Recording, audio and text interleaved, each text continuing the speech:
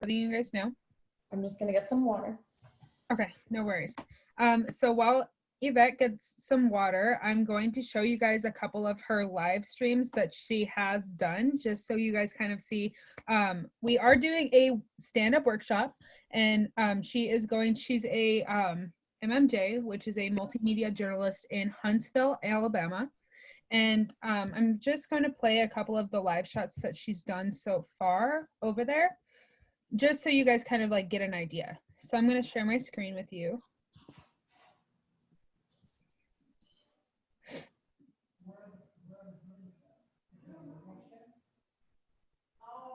Professor penned an open letter to those in charge at the University of Alabama regarding protocol and safety of students when it comes to COVID-19. News 19's Yvette Sanchez spoke with that professor on his biggest concerns. She joins us now live. Yvette.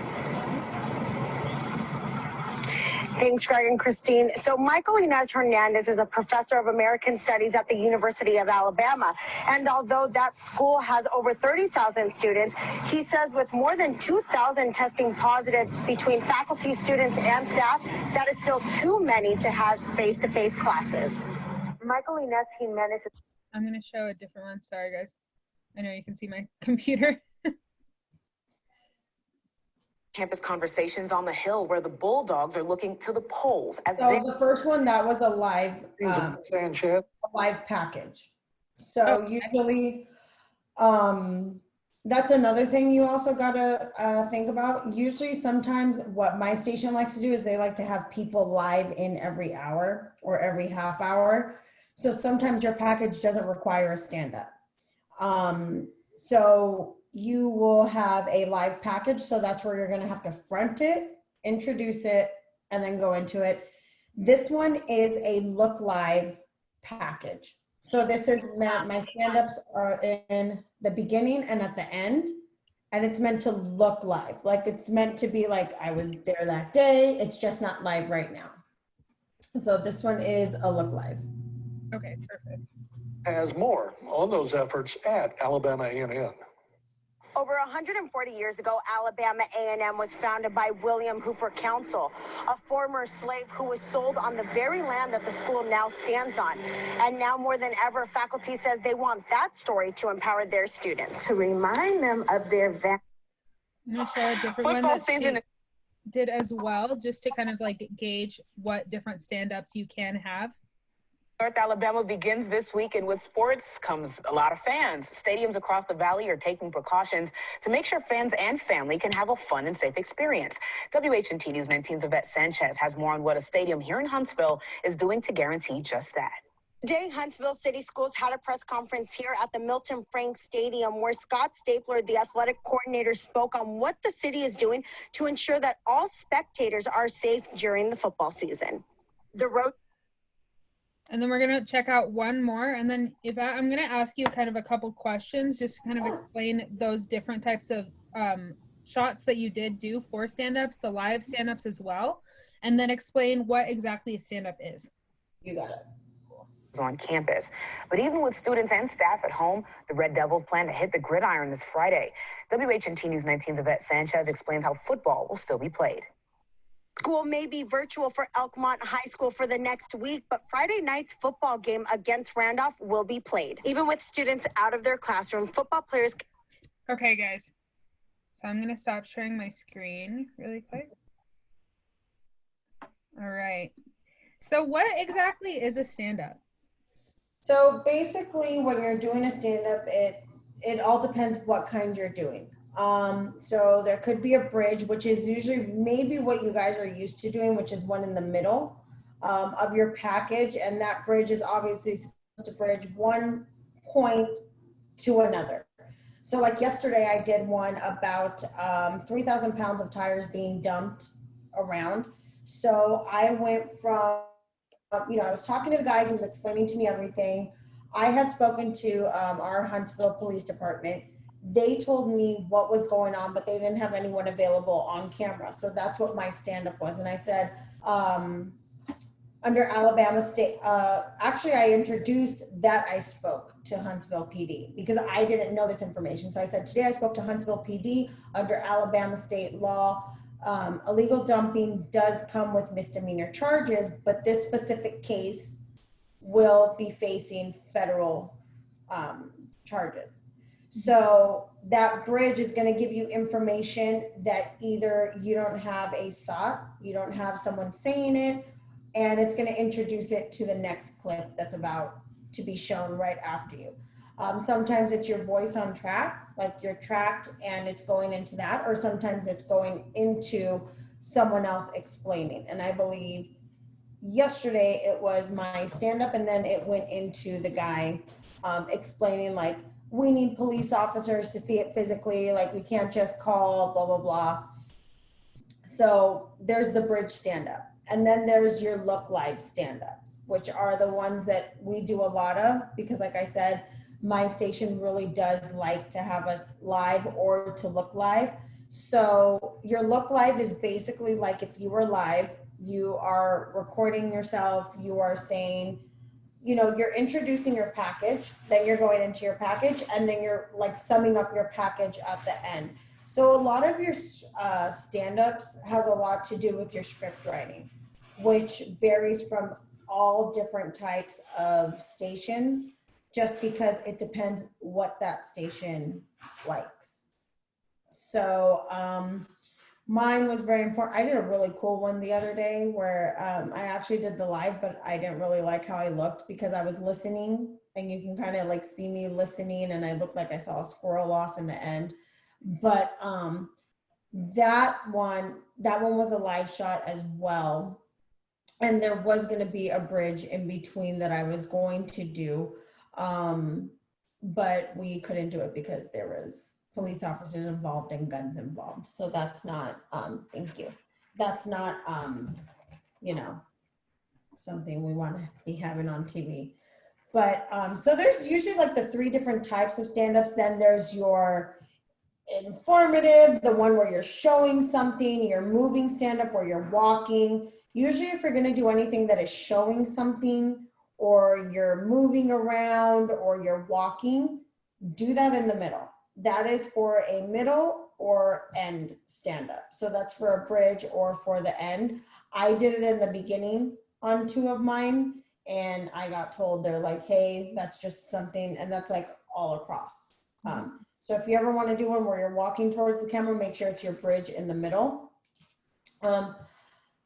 I would love to do those really cheesy stand-ups where someone like throws something and then they catch it, and then, you know, they kind of juggle something, but that's just not my style. I do have one, I think I can actually pull it up, where I did actually throw a ball. Did you send it to me? I think I might have. If not, I know where to get it for you. Okay. But there's ones like that, but usually like try to stay away from those. Don't make that your main goal, like to be so creative, because then your creativity is also, you also got to realize when you're doing these things, you're on a deadline. So it's, you got 3, 4, maybe 5 chances to, you know, bang it out, and that's it. You got to go. So stand-ups, why is it kind of like important to have these stand-ups in the middle of a package or at the end of the package? Like what is the real importance in having this? Usually it's because the audience needs to see your face. Audience needs to see who it is that is talking. So a lot of people will be like, oh, like I want to be a reporter, but there's times where you could do a package and no one sees your face. No one's going to see your face. But you need to make your presence known. You're the one that's doing it. You're the one that's fronting this. And it also gives some sort of relatability to the viewer, because usually the people you're talking to are an expert at whatever subject it is you're talking about. And then, so a lot of people, they're watching it and then they're like, okay, well, what does the normal person know? And then you're there to show that the normal person can retain this information, or the normal person does know this. So it's all, when I do it, it's mainly, I'm thinking of the people I'm talking to, you know, getting familiar with the people that you're going to be seeing day in and day out. Because you got to realize this is now, wherever you go, that's going to be your new community. And people need to recognize you. Yeah. So even, I mean, there's days where I've lucked out where I'm just like, I don't look good. I think I've turned in 2 packages where I'm not in it. Other than that, since the day I started, I have been on that camera every single time, 5 days a week. And that's important because the audience really does want to know who's talking. I mean, even me as a broadcast journalism major, I watch the news and I'm like, I wonder who's doing this. Like, I really wonder whose voice is that. Bea did have a comment and she said, I noticed that the camera's position changed through the videos. Is there a motive for it? It's just, you know, when you're starting out your first market, you don't have someone shooting your stand-ups. So you are the one shooting your stand-ups. And what you will learn is you need to know your camera. You need to know the range of the focus. You need to know a lot of things. And then once you start getting more comfortable, you start moving around, like what you're doing, where you're going, where you're sitting, how wide, you know, what you can do in post, what you can't do in post. There was one stand-up that I did that was great. I loved it, and it was out of focus. So it's, you know, things like that. I was able to tweak it a little bit in post, and it didn't look too bad, but there's times where you're in a crunch, like the one where I was in a red dress in front of the football field. I was in a crunch. I literally had less than an hour to get that edited and sent in. Wow.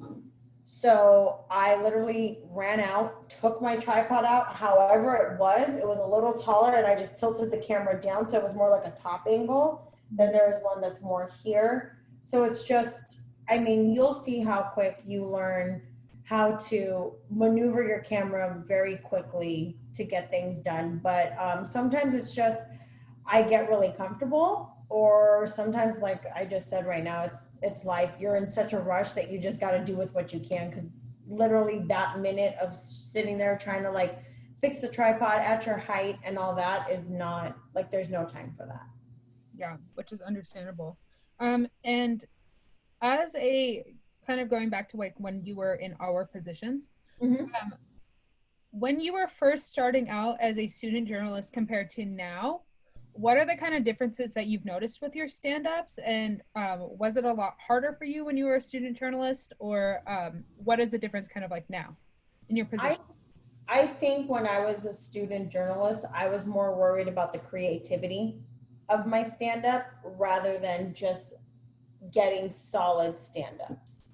So I was very like, what am I going to do? Where am I going to go? Where am I going to stand? What, you know, I was just so worried about trying to be creative rather than just getting the repetitions and doing a stand-up. Also, when I was a student journalist, I was not paying attention, and I would not, you know, now I'm on my way somewhere and I'm already thinking of the stand-up before it even happens. So I'm like, okay, if they say something that regards this, I'm going to say this, I'm going to say that. Before, I would sit there and I could take an hour trying to come up with something. Where am I going to go? What am I going to say? And then actually executing it and doing it. So I was very poor at time management. So now I'm a lot better at time management. And like I said, when I'm going somewhere, I'm thinking already, like, what am I going to say? What am I going to do? You know, where could I do it? Like yesterday, I did my stand-up where they dumped the tires, but there was no tires. So at this point, I'm like, okay, well, that's pretty irrelevant because I'm in the middle of a cul-de-sac. So I actually ended up doing it in the middle of the trees where there was a sign that said there was a reward for illegal dumping. So, you know, and then there's times where you just don't have a place to do it. So you got to do like a generic background.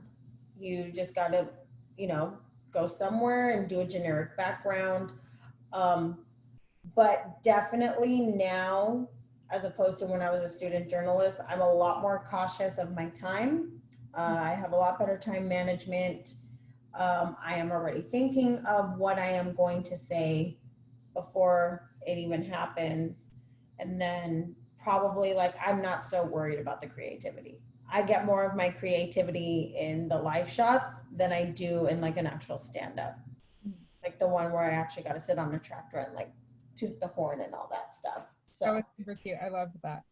that was really fun. That was like one of the funnest times I had. And it was a tractor fair or something like that.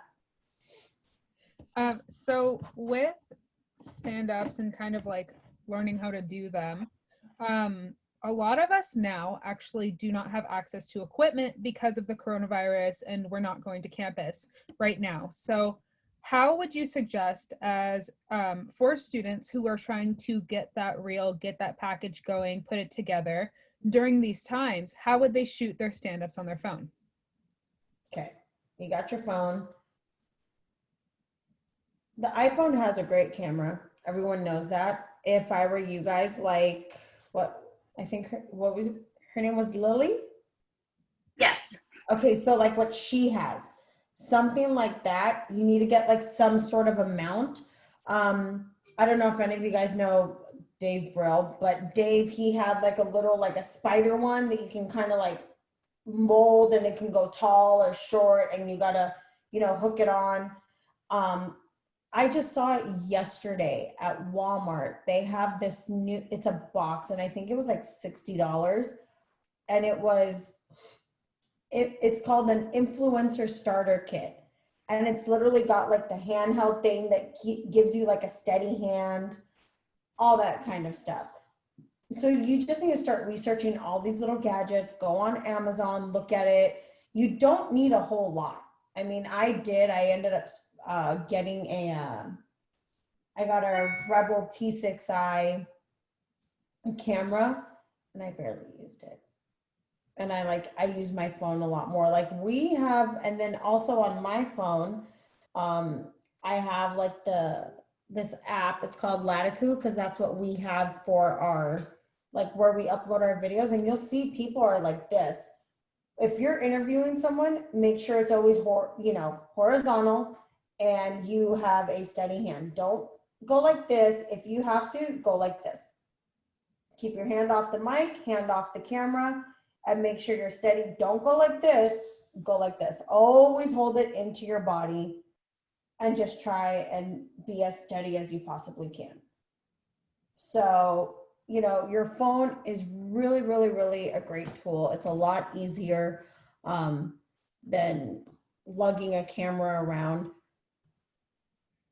Things you really do need though are a tripod for steady shots, for stand-ups, because you cannot literally stand it like this and hope that it doesn't fall, because it's gonna fall. So get a tripod. If you can, they do actually have mics for your phone that will plug into your phone. Audio is always, audio is one of the number one things you have to have. Because if you don't have good audio, it cannot be used. Like, not that good of a video, not good picture. You can put B-roll over that. You can find stock footage, but you have to have good audio. So you need to invest in a tripod and definitely an audio. I actually can give an example. So this actually hooks on. I wanted you to explain it. I didn't want to explain it, but this actually hooks onto a normal tripod. You could use it on any single kind of tripod. It's called a Cobra Tech, and it's literally built for your phone. And then also, I got it on Amazon. It was like $20. Super cheap. And then this is also a lavalier that connects to your phone. So this will connect to your phone, and the audio is fantastic. It's really, really great. And also, if you are doing a package and you are tracking it at home, obviously not, I just moved in, so no, but you can always go into a closet like this, shut your doors, and you record your audio. You can record it somewhere like this, and if it's still too echoey, throw a sweater or a towel over your face like this and talk into the mic. And always make sure that when you're editing your audio, you pan left and then all your other stuff is panned right. So that's some stuff that I never used to, and always make sure audio is a very big deal too. So always make sure, like when you're doing your stand-ups, make sure you're doing your mic check. And one thing that a lot of people don't talk about in stand-ups is your pronunciation. Make sure what you're saying is correct. So that's why I'm saying, like, you need to write a script, have that done, because that is where you can mess up, because then you don't have a stand-up if the information is wrong. So while you're kind of like figuring out doing your stand-up, and let's say you're just getting started with everything, what is kind of like the first basics to doing a stand-up if somebody's never done one before? So let's see. I would say that I would say the basics of a stand-up. A lot of people will get scared to use their hands. Okay. A lot of people, don't be scared to use your hands. If you talk like this, like if this is how you normally talk, use your hands, but don't be going like this. I was on the speech team at COC. So one thing I learned is it's either here, here. A lot of girls, which is a habit I'm picking up now, you'll see them go like this, like they kind of hold their hands like this, you know, they'll go like this, and then they bring it back. Mm-hmm. So you can always do this. You're going to reference something like this. Some really good stand-ups are like when you're somewhere and you're like behind me over here, just like if you would do a live shot, you know, like, oh, breaking news, something back here happened, blah, blah, blah. But you can reference it. When you're starting off in stand-ups, don't worry about those things. First, get comfortable in front of a camera, get comfortable speaking in front of a camera, get comfortable learning how to position yourself in front of a camera. So learn all those things first, and just do basic stand-ups. Like I said, don't worry about creativity. If you look at my reel, my stand-ups were not creative. I'm sorry, they were not creative at all. Maybe there was like one or two creative ones, but that's it. And they were just regular stand-ups, because at the end of the day, you do not have the time to be creative. So always do your stand-up and hold it for 5 seconds, because I can tell you there are so many times where I literally am like, finish my stand-up and I go like this, and I'm like, I got to do it again, because I can't, there's no way to do that split-second edit that's going to make it look good. So when you do your stand-up, you finish, look straight at the camera and hold it for 3 to 5 seconds. Try to make sure the camera is as eye level as possible, because you will have shots where you're like this, like looking up at it. So as eye level as possible. If you know it's a little high, look a little lower. You don't have to look, people don't know if you're looking in the camera. When you're shooting your own stand-up, I do tend to look at the viewfinder, because you do the viewfinder just to see like what you're doing.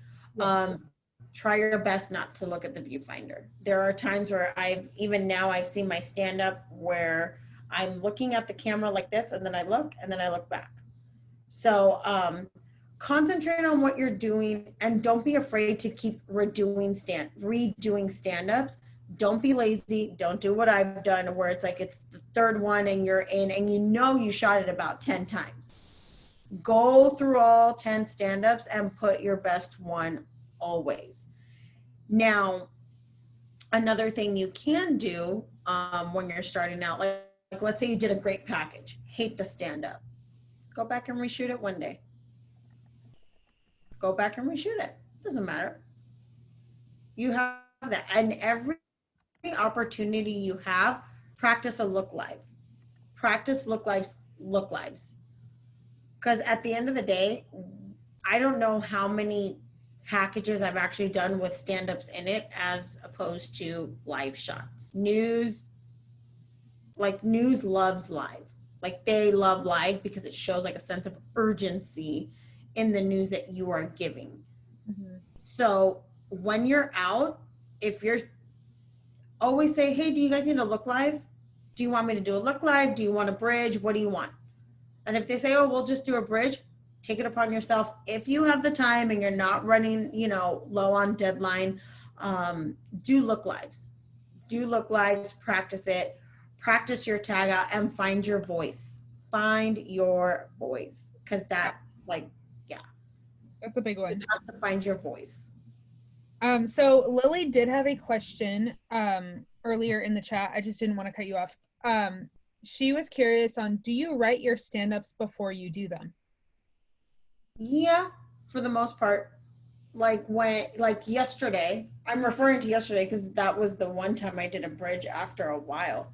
I had spoken to, like I said, HPD, and he had texted me and he said, all the information I have is, you know, ABC. And I was like, okay. I was like, so that's going to be my stand-up. I spoke to my assistant news director. I was on the way there, and she was like, okay, yeah, that sounds like a great stand-up. And that's it. And sometimes you can write a package around your stand-up. Mm-hmm. So, but that just takes a lot of writing practice to do something like that. But I do have it. I don't maybe have it written word for word per se, but I know what I'm going to say, if that makes sense. Yeah. So they usually want you to transcribe your stuff, but after that, like once you get it out, you know, just do it. Because at that point, you're not getting to a location being like, what am I going to say? What am I going to say? So then you're trying to figure out what to say, and then you're wasting time. And then you barely know what you're going to say. So you're going to keep fumbling and messing up. Mm-hmm. Like yesterday, I already knew what I was going to say. And I think it took me like 15 minutes to shoot the stand-up because I kept messing it up so bad. Because there was little things like it was misdemeanor. What was it? It was misdemeanor charges, federal violations. And you can't get those two mixed up because those are completely different scenarios. Oh, yeah. So there was a lot of cussing in my stand-ups yesterday. Yes. And don't cuss in your stand-ups. Just don't. But it's natural. But I did a lot of that yesterday.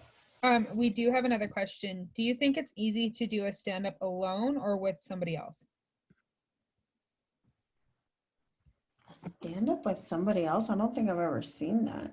I think she's probably asking, like, do you think it'd be easier if somebody else was filming you rather than Oh, girl, if I had someone filming all of my stand-ups, oh my God. I think I'd be in a much better market, to be honest. And that, like that, it's just one of those things, like, you know, sometimes you get someone, sometimes you don't. We don't get photogs. Like when I shoot a package, I don't get a photog. I get a photog for live shots sometimes, but I don't get a photog for like packages. Now the morning girls, they do. That's annoying. But we're not going to get into that. So yes, of course, Beatrice, it's Beatrice that asked, right? Yes. It's always going to be very easy to have someone do it for you, but I will guarantee you your bubble will be burst when you get there and they're like, you got to go do it all yourself because they're not going to have anyone do it. So that's why it's familiarizing yourself with the camera, familiarizing yourself with how far you're going to be standing from the camera. You know, it's just things like that. And sometimes I've gone out on a whim and I'm like, I look like I'm in focus. So we're going to, you know, go for that right there. How not to be shy about, don't be shy. Who's this person? Who's Sammy? I need to hear their accent that they're like, let's hear it. She doesn't have that bad of an accent. Come on, Sammy. Hi. What do you want me to say? No, I do have an accent. I just get shy when I don't know. Who cares? It's sexy. One of our anchors, she's full blown Australian. like full-blown Australian. Guess what? Not everyone here sounds like the typical little white girl from the valley that we are. But don't be shy about it. Now, if there's like things that you have to pronounce that are like if it's someone's name, if it's someone's title, if it's a specific thing, just practice that one. But that it's your accent. There's nothing you can do about it. So someone's going to like your accent because that's what's going to make you unique. Like I said, one of our anchors, she's Australian. She never gets told anything about her accent and she just goes with it. And there's sometimes things that don't sound normal to the person here in Alabama, but there's nothing you can do about that. Just like I don't sound normal to the people here in Alabama. The minute I start speaking, they're like, where are you from? Or like I did a package where I spoke Spanish in it. And then I went to English and you can hear the accent. So do not be embarrassed or do not be shy about your accent. Like just own it. Like if they're like, oh, you have an accent, be like, yeah, I do. Like make it your thing. Make that your thing. Do not be embarrassed about your accent. Don't be shy about it. Just if there is something that needs a specific pronunciation, ask. Be like, how is this pronounced? And they will tell you how to say it. And just worry about getting that word right. Mm-hmm. And then Sammy did also ask, is there any kind of like prejudice in hiring somebody who does have an accent?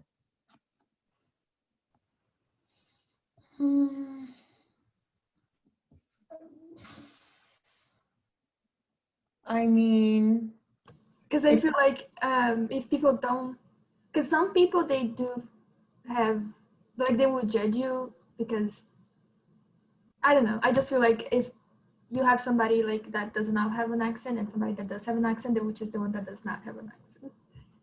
It could be possible, but it just depends on the news director. So that's why you're not sending out your reel and you're not talking to just one person. Also, you need to look at the people, you need to look at where you're sending it out to and look at the demographic. Look at the demographic, look at the station, look how they, you have to look into it a little bit. I mean, obviously we all get excited at some point and we just send everything out, to everyone.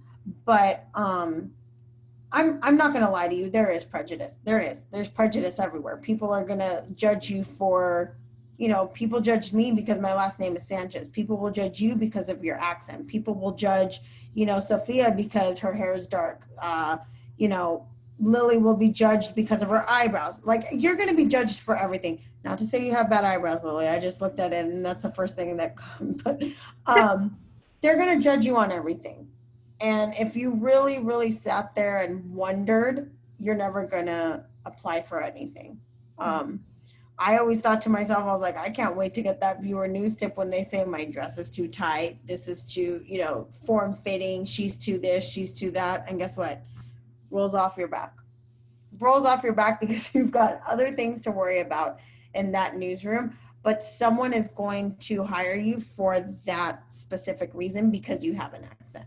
Because you're diversifying their newsroom.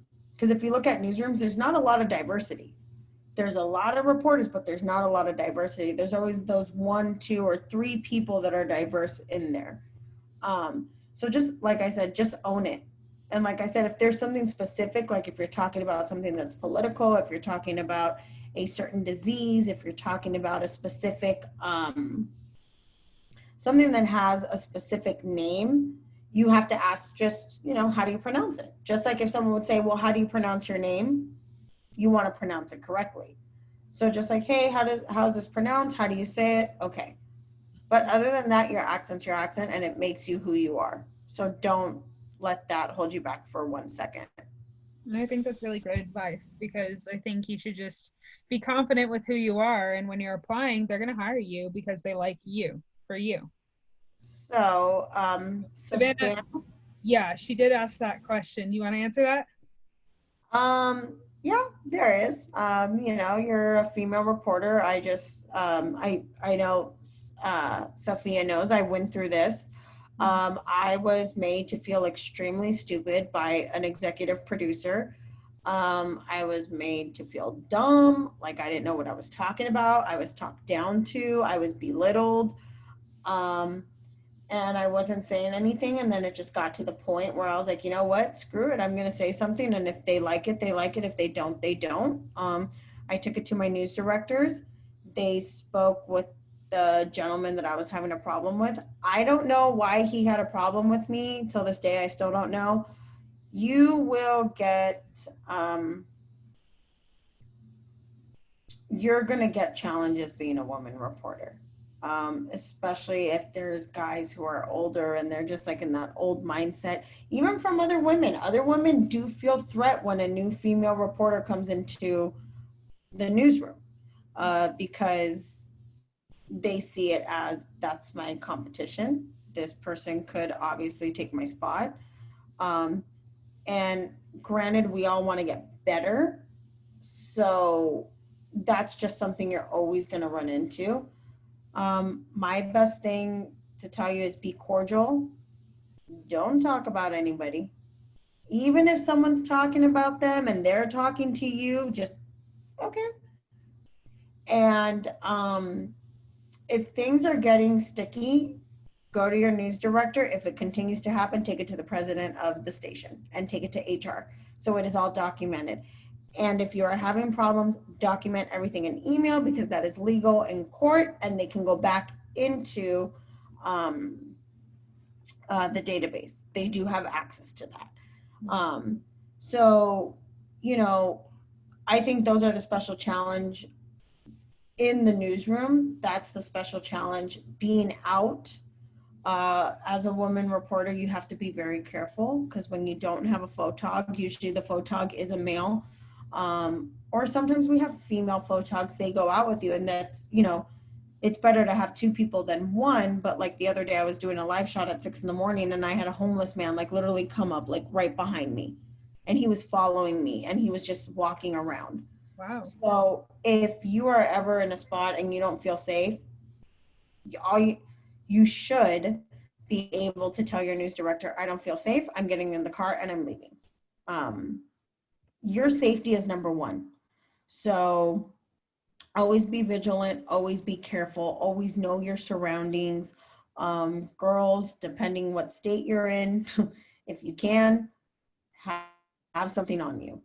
That is all I'm saying. Have pepper spray. I know some people, not in my station, at other stations around the country, they've got knives in their car, they've got guns in their car. They are locked and loaded and ready to go, because you will get creeps following you, and they will try to do stuff to you. So I literally just had some man find me on LinkedIn. That's not, you know, he met me out there, was being nice, I was talking to him, and then he finds me on LinkedIn. And you also got to realize that normally the place you're going is going to be a very small town when you're first starting out. So people will find out where you live, what car do you drive, where you hang out, where you go to the gym. So always be vigilant. That is what I'm like, as a female reporter, you have to be like, you really do, because I've already come into some instances where I'm like, I wish I had something. Yeah. So those are the special challenges you come with as a female reporter. Those, I think, are a lot more. Like there was one time where they sent a guy out. One of our reporters, they're like, you're not doing anything today. You're going with Yvette because of what happened yesterday. So safety's number one. Safety's number one. Your life is number one. Your life is not more important than a story. The story is never going to be more important than your life. So if you're there and you don't feel safe and you're in danger, get the hell out of there. Like, you're not willing to die for this, because no one's willing to die for you. I'm sorry. I'm just being blunt with you guys. Because when I was at the protests down here, I was running. There was tear gas. I was getting hit with stuff. Like, and that was my first week. And I was lucky that the anchor that was there, she just like grabbed me and yanked me because I did not know what to do. Oh my gosh. Well, I'm really glad that you're okay. And that's really great advice too. Because So, as much as you love your job, you should love yourself more and just be cautious about everything that you're going through. mhm. So, yes, females do get a little bit hit harder than males do sometimes. Not saying that it's always the case, but there is some precautions that we do need to take. But okay, Hard. dress You try code. to be polite. Yeah, You try to be polite, but some people just don't. yeah. They don't. Sometimes you just have to figure it down. Mhm. Yeah, Yeah. I just wanted to mention that because I know it's predominantly female in our meeting right now, and so I felt like that would be an important topic to bring Yes. up. Yeah, that was actually a really good topic because it goes into a lot of different subjects. It trickles into a lot of different subjects, as to the safety, taking care of yourself. You got to ask your station, like, hey, can't, like, if you don't feel comfortable, you can always ask, can I get a photog sent with me? That's all you have to do. Can I get a photog? No. Okay, can I get can I go live from the newsroom? I don't want to be doing this. That's all you have to tell them. And, as long as you're being genuine about it and you're not just trying to be sneaky and trying to get out of something, they should be okay with it. But if they give you a hard time for that, you guys, I don't want to sound like a Karen, but blow that damn whistle and go to HR. Go to HR because you got to realize you will be taken advantage of. Plain and simple, you're going to be taken advantage of in this job so much. I've worked 15-hour days. That's ridiculous. Without a break. Like today, you had such a, oh my gosh, a long day today. Yeah. So, I mean, there's, what day was it? The other day. Was it? Oh, when I did the breaking news. I was at the breaking news. I got there at 12. I did not eat, drink, anything till 7:30 at night. Till I got home. I had a migraine. My mouth was dry. And it's because I couldn't leave because the closest food place was like maybe 25 minutes from me. I didn't know how I was going to get back. The photog was there. Ooh, that's a bad angle. The photog was there and it was a nightmare. But you just gotta, always have snacks. For another question, how is the dress code for reporters? Well, obviously, don't be out there showing the girls, you know. I know a lot of, okay, this is, everyone knows, I don't know if people have told you, like the high neck with the chunky necklace. If that's your thing, go for it. Personally, I hate it. I hate it. Like every time I see the people put on the chunky necklace, I just want to throw up. I'm like, eh. But just whatever looks good on your body. Blouses are always nice on women. Don't do white or black. If you do white or black, I would say always wear like a really pretty set of earrings that kind of offsets it so it's not so just like plain. I like to I look better in jewel tones. So like reds, blues, greens, pinks, like those really high tones look really good on me. I usually like to do things that are high collar and are tighter, form fitting to my body because that looks good on my body. I know one of my questions one time was like, well, I'm a little thicker. I was like, so when I wear a tight dress, you see everything. There's nothing you can do. That's your body. And don't be wearing things that are too short. Go like if you were going to a funeral, okay? But you wanted to be like the hot girl at the funeral, if that makes any sense. So we all know church attire. Your best friend is going to be TJ Maxx, Marshalls, Macy's, JCPenney, they have the best dresses. New York and Company. I don't know, did I bring any of them down? I'm gonna show you guys some because I think that'll, oh, perfect, here's one. It's in the dirty clothes, but it's okay because I just wore it. But things like this. Let's see.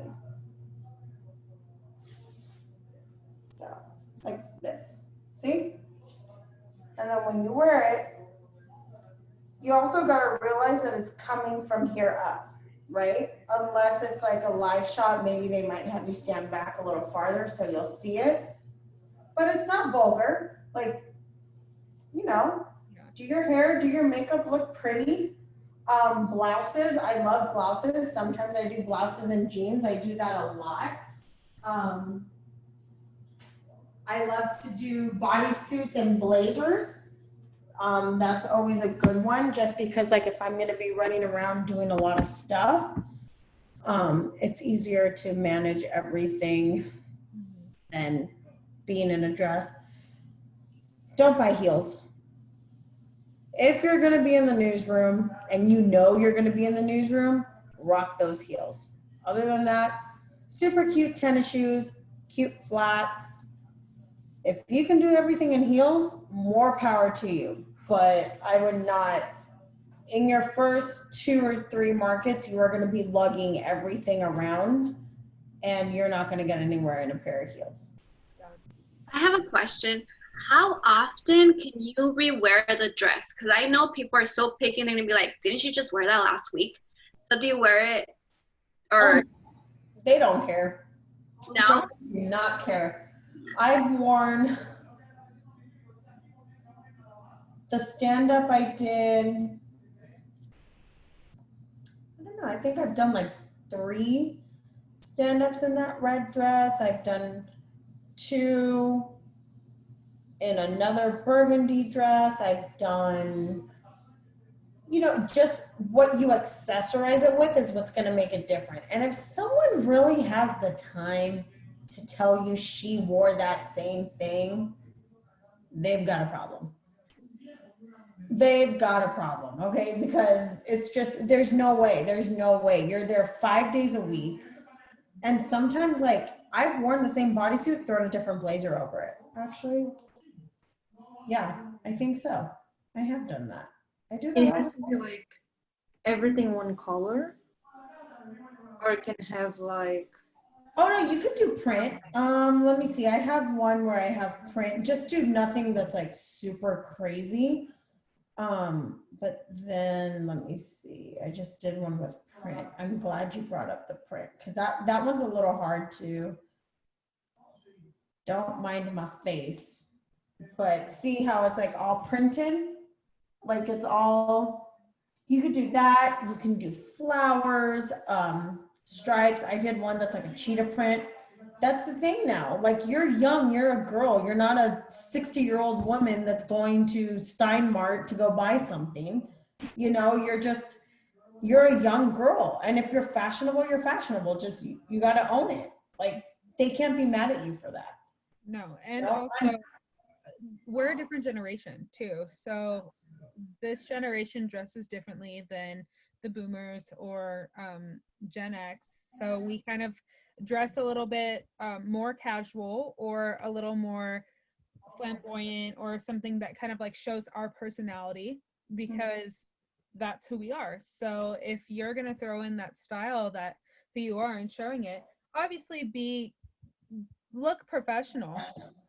But like this is when I was on the tractor. I had you can't see it, but I had a leopard bottom, jeans with tennis shoes, and my blazer was black.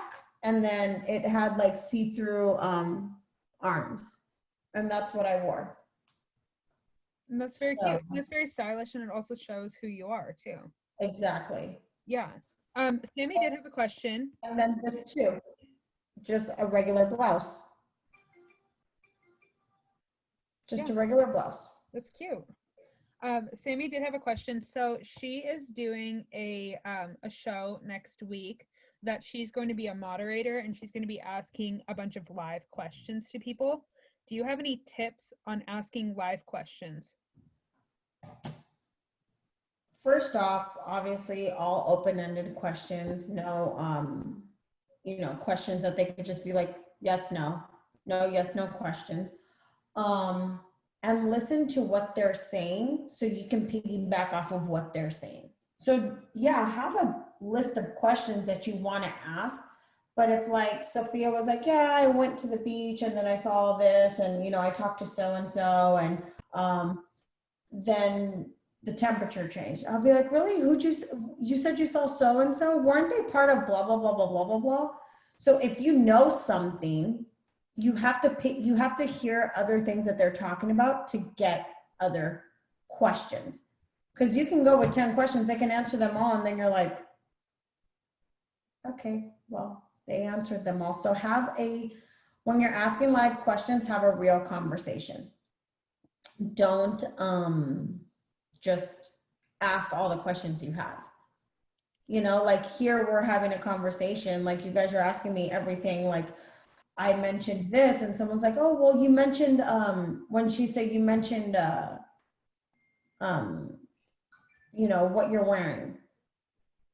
So you have to just pay attention. That's the best thing I could tell you is pay attention. You're not interviewing someone, you're talking to someone to get to know someone.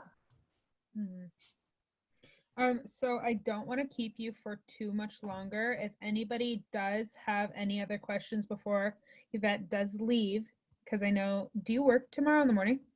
No, thank God. Oh, good. Tomorrow I will be going to bed at 6 to be up at 2. Oh. Being at work at 4. Oh, sounds fun.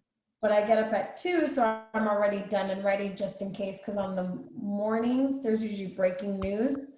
So you got to get to that and make sure you got your camera and your live unit and you're ready to go. Yeah. So. Do you have an email that people could email you at? Yeah, they can email me at Yvette. So my first name, YVETTE _ Sanchez, SANCHEZ 714 at yahoo.com. I'm typing it in the chat right now. Oh, okay. Yes, ma'am, that's it. Oh, I could have done that. That's okay, don't worry about it. Does anybody else have any other questions? Go ahead and pop in. I think Savannah, you had a question?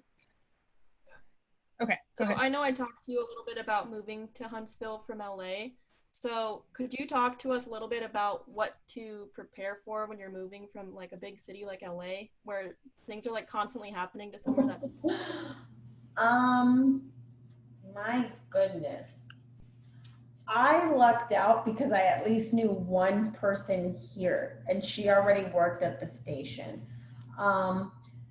If you have the means available and you can, fly out to where you are accepting your job, or see if they will fly you out. Sometimes the company does. I know Nextstar doesn't. But see if you can fly out and just kind of look around the area. Just research that area, research the crime, research all that. I had a friend who was getting a job in Amarillo. Amarillo's not that good of a job. I was offered a job in Yuma, and I was like, that's a border town. That's a border town. So I had asked questions like, what are your safety protocols? Oh, we do stuff on the border. What kind of security do I go out with? So you have to ask, look at the cost of living. Look at the area you're going to live in. That's why I literally just moved in today to this new apartment, because the area I was living in was not good. But they swore, up and down, it looked really nice. It wasn't that bad of an area. And, so if you can do as much research as you possibly can, and if you can go visit the place, go visit where you're supposed to be moving. And usually get along with the people there, because that's going to be, your family for a little bit. I preach that. I haven't done that, but, just familiarize yourself with that area and then just explore, immerse yourself in where you're going to be. Like we are Rocket City because we have, the United States Rocket Space Center is here. This is where Space Camp is. People come here from all over the world to go to that space camp. They have Apollo 13 there. They have all that stuff. It's really cool. And it is a military engineer town. So that's why everyone here are transplants. They're from other places. I've met people from the San Fernando Valley. I've met people from LA, Santa Barbara, Santa Monica, Florida, Puerto Rico. So that was something I knew coming here. And then when I got here, they're like, hey, do you know that we are in the top 3 cities to be nuked by Russia? And I was like, wow, that's great. Because we have the rockets and all that here, and we have so much science and engineering going on that's a big deal. So just immerse yourself and find out little things, and then you'll end up finding out other little things, you know, about the town that you're in. Yeah. But definitely, if you can, I would say go visit. That makes sense. And I was kind of curious about that too. So thank you, Savannah, for asking that. Oh, and the weather. Find out the weather of where you're going, because I've never been used to humidity and rain at the drop of a dime. I have been out on a live shot and I was completely drenched, soaked, and 3 minutes later it stopped raining and we were good to go. So at least the camera was okay. At least the camera was okay. Yvette looked like a wet dog, but the camera was okay. Any final questions before I let her go? I don't want to take up too much of your time still. And also, if you guys don't have any other questions right now, and if you pop one into your head, Yvette is really, really nice. She will email you back and answer any of your questions at all. You can give them my number too. It doesn't matter. Okay. I always have my phone, so they just tell me, like, I was on the Zoom call, and just text me, give me a call. Usually if I have time, I'll answer the phone. But just go ahead, shoot me a text, shoot me an email. If you ever want me to look at anything, I will be more than glad, and I'll have other people put eyes on it. You know, I'll have other people in the newsroom I'll be like, hey, you know, my friend sent this to me. Like, if you had to give any feedback, what would you say? Yeah. And, you know, I'll tell you, I'm not here to break anybody down, you know, it's just to help you. So. Well, thank you so much. I really appreciate you coming on, and I'm so glad to catch up with you. I absolutely love seeing your face anytime I get to. And we really appreciate you coming on and kind of like talking to us about your experience, especially as a new reporter. Yeah. So, you guys remember I did this, and like I said, I felt really humbled that she even asked me, but remember, my first day was May 26th. So I am brand new, fresh to the newsroom. I did a lot of stuff freelance and all of that, but it's a whole other beast. And, you know, if it's something you really love, stay in it, stay strong. There are days that it is going to be hard. You are going to be crying. You are going to have headaches because of stress. You are, you know, it's a hard job. So you got to love it, but there's always going to be, just always make deadline. Make deadline, and then once you make deadline, you turn off that phone and you just go home and you're like, that's it, I'm off for the rest of the night. And don't forget to live your life. Live your life. Don't make this your only thing, because this job, unfortunately, it can kill you. It can. And I'm sure you guys have all seen the journalists that have gone through it, things that they've seen.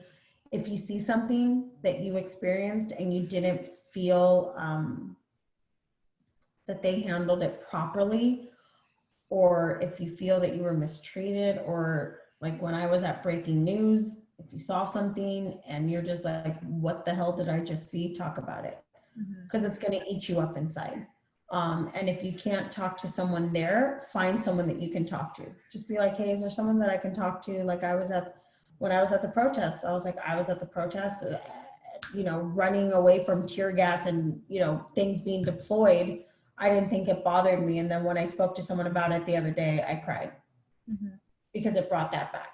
But talk to people and take care of yourselves. Take care of yourselves a lot. Mental health, physical health. Find things to do for yourself that are not just working at a newsroom. Yeah. So. Thank you so much. I love seeing you, and we really appreciate all of your advice. Sammy will be posting this on YouTube as well, and then this will also be on the RTDNA Instagram, Facebook, and Twitter. Okay, good. And then, like I said, you guys can always email me, call me, text me. I'm happy to talk to you. I can put you in contact with other people, and hopefully I get the time off to go back home and I can go visit. So hopefully, fingers crossed, they let me go. Well, thank you so much. You're welcome to drop off. I'm just going to talk to a few of the members before we do end the call, but have a great rest of your night. Thank you. Bye, guys. Bye. Thank you. Bye.